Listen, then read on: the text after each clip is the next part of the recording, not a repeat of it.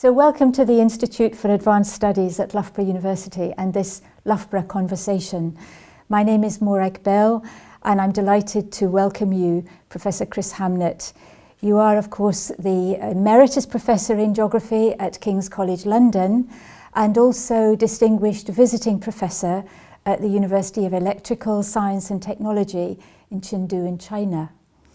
Chris, you're known internationally for your work on cities and urbanization, housing, gentrification, access to housing markets. The topic of our conversation today is your current work in China, the reproduction of regional inequality through the Gaokao and university entrance requirements. I'd like to begin by asking you about your interests in China and what it was that encouraged you to launch this particular study. Fascinating question.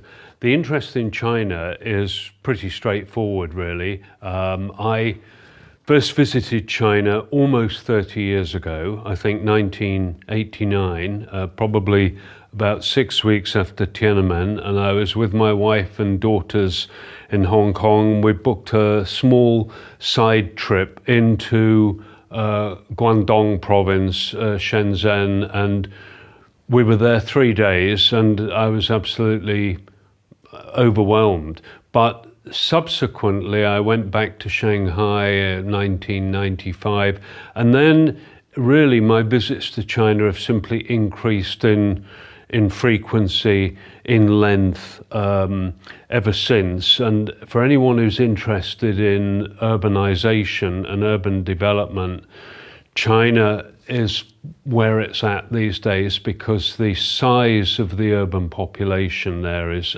absolutely astonishing, and the rapidity of its growth. The Gaokao is a really interesting issue. The Gaokao is a Chinese word for the university entrance examination, and one of the things which really interested me is what has happened to the higher education system in China in the last 20 or 30 years, and how the university system has now become very highly stratified, very hierarchical. And the Gaokao basically is a university examination that all of the people who want to go to university have to take, and it's a national examination, and how you do in the Gaokao has a huge impact on your future. We'll come to that, I think, Chris, but I'd like to ask you to give us a little bit more detail about the many different universities in China. The modern university system in China got going about 1977 after the Cultural Revolution, and at that stage we're only 20 years after the People's Republic of China was founded. So much of the university system is relatively new, and the Chinese government decided to focus resources on what they saw as the best and the most important universities. So initially, the policy focused on the top 9 universities. There were 2 in Beijing, 2 in Shanghai, and 5 others scattered across the whole of China. And then about 20 years ago, they decided to identify the top 39 universities. So the 985 universities actually stands for 98, and the 5 is May, because that's when the policy started. So that's what 985 means. And there are now about 40 of these universities, and they are without question the top 40 in China. And then the government subsequently elaborated, if you like, extended this policy, and there's another group called the 211 universities, and they're the next level down, and there's about 70 of those. So one is talking altogether about 110, 115 universities. They are the top ones. They're the ones that teach the master's degrees, and only probably the top 20 or 30 universities can actually train PhDs students. So it's very, very important. And the key thing for individuals in China is, which university did you go to? I mean, we know that that's important in Britain and many other countries, but it's certainly very important in China. So to maximize your chances of a good job, it's really important to have gone to a C9 university or a 985 university. And the universities actually market themselves in this way. They say that they've got these labels. Yeah. I'd like to pick up the theme of regional inequality that is central to your research project. And as we know, there are over 20 provinces in China. And why is it that some provinces appear to be underrepresented in terms of the top universities? I think historically, the developed or the more developed region of China was always the eastern coastal region. And Beijing, of course, is not all that far from the sea. Shanghai is on the sea. And when the reforms started in China in basically 1980, the economic development in China really took off along the eastern seaboard. So that's always been the most prosperous part of China, the most affluent.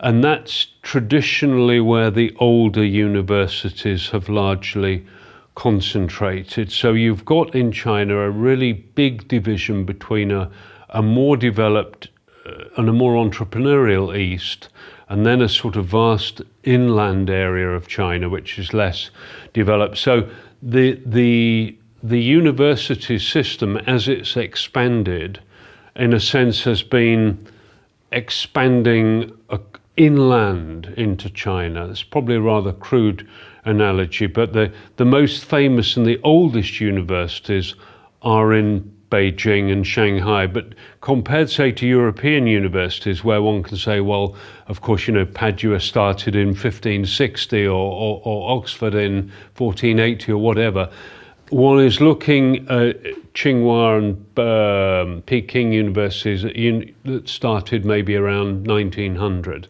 So the whole system is much more recent. Yes. And so let's turn now to students and their families and their aspirations for the future. What does the Gaokao mean for individual students? I think a huge amount, because China is a country where a huge value is placed on education. And given the sheer size of the country and the numbers of people, education, I think, has traditionally been seen very much as a path to social mobility. So education matters, and by implication, going to university is very important, and that's really expanded in the last 20 years or so. But the key thing is, again, which university you went to. So the Gaokao, this national university entrance exam, the score you get from that really plays a very decisive role in influencing which universities you're able to go to, because the top universities require a much higher Gaokao score. So that's basically how the system works. So it's a demanding and a challenging system for students. And are you finding any evidence that some students are actually going overseas to study? Well, obviously, yes, there are more and more, I think, Chinese students going overseas to study. Initially, I think it was students going to study for a PhD, and this really got going about 25 years ago.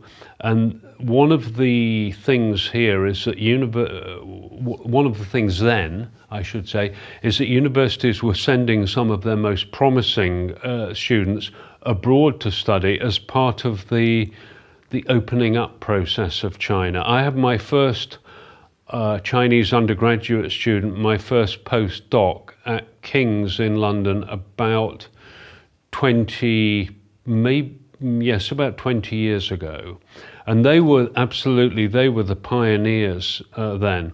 So, but more and more students are now coming abroad, and indeed, as part of the promotion system and the recruitment system in China, if you now want to get a permanent post, or indeed to be employed as a lecturer, it's almost de rigueur that you should have done a PhD at a foreign university, or you should have spent at least 1 year in residence or as a postdoc at an overseas university. So it's very much you've got to get Western experience, but more and more other Chinese students are now coming over to do masters, and of course some people are coming to do undergraduate degrees as well.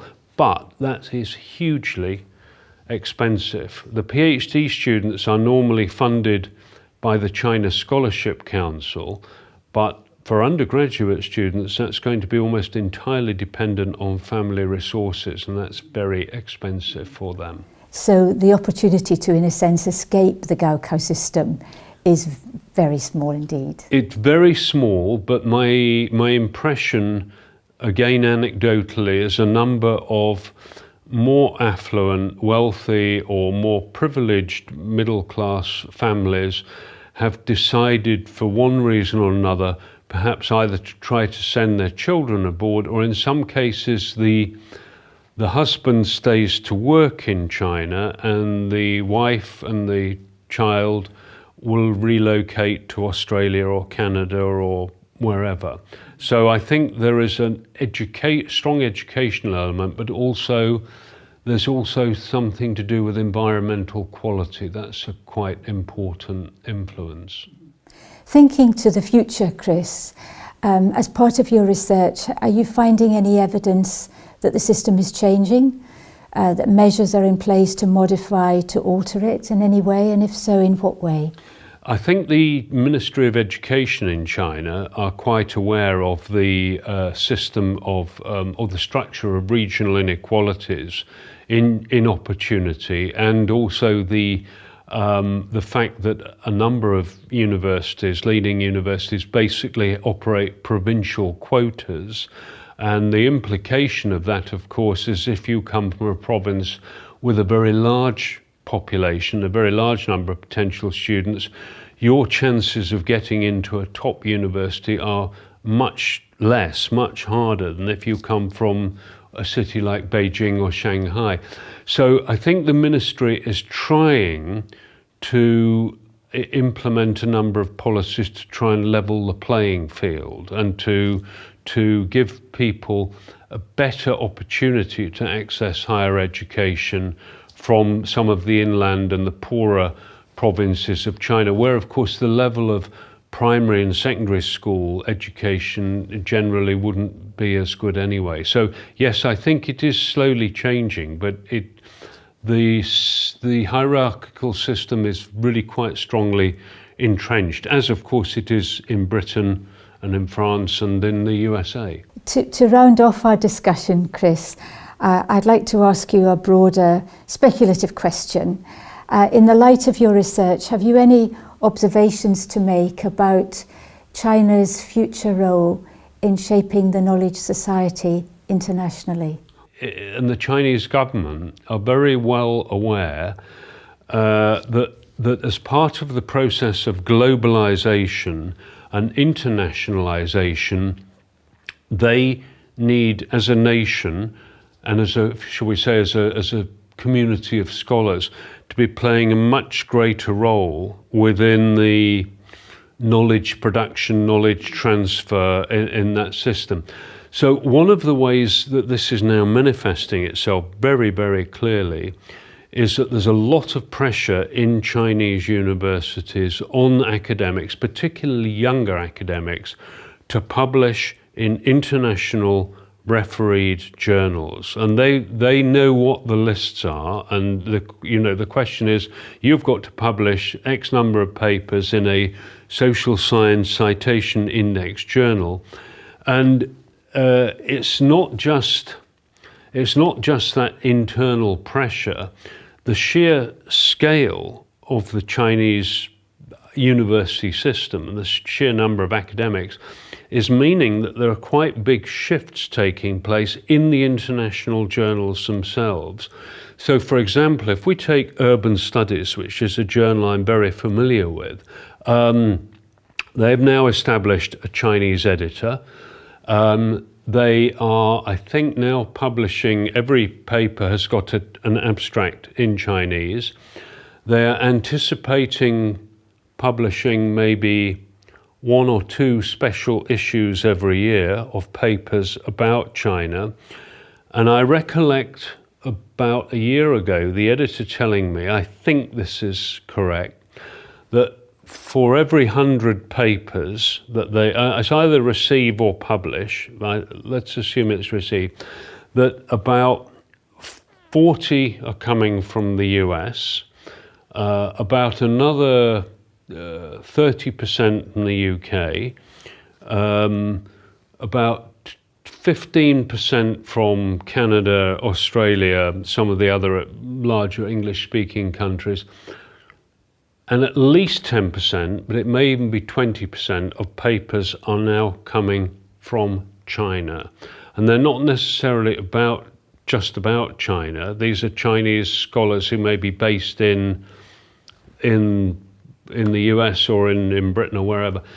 So basically the system is having to change to accommodate the volume of research which is initiating in China. So if you think publishing at the moment is difficult in the West, it's going to get a lot more difficult, and we are going to get a lot more competition from some very good Chinese scholars.